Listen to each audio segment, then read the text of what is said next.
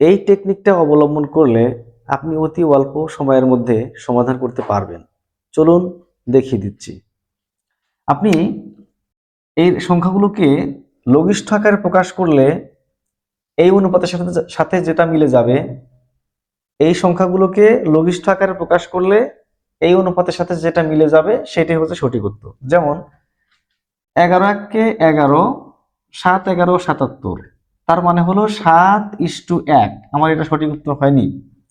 এখানে 6 দিয়ে কাটাকাটি করা যায়, 6 দুগুণে 12, 3 6 18, তার মানে হচ্ছে 2:3, সেটাও মেলেনি।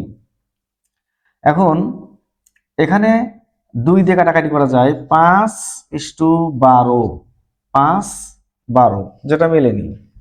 এখানে 5:8, দেখুন 5 8, অর্থাৎ 5:8, তার মানে এটা হচ্ছে সঠিক উত্তর। এখন বলতে পারেন যে এই অনুপাতের সাথে যে এটা মিলে গেল 2:3, এটা কিন্তু এটার উত্তর নয়। অর্থাৎ 2 যোগ করার পর এই অনুপাতটা হবে। আমি 2 যোগ করব না, জাস্ট এটার সাথে এটাই হলো মূল অনুপাত এবং এগুলো হচ্ছে মূল সংখ্যা। এটার সাথে যেটা মিলে গেল সেটাই হচ্ছে সঠিক উত্তর। এখন আপনি এটার সাথে 2 যোগ করেও প্রমাণ করতে পারেন যে এটার সাথে মিলে কিনা। দেখুন, আমি যদি 10-এর সাথে 2 যোগ করলে হবে 12, আর 16-র সাথে 2 যোগ করলে হবে 18।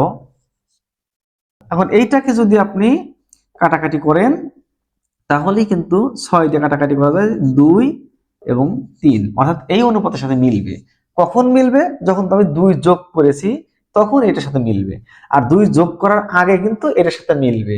2 যোগ করার আগেই কিন্তু আমার এটার সাথে মিলে গেছে, মানে সঠিক উত্তর হচ্ছে ঘ নম্বর। আশা করি বুঝতে পেরেছেন।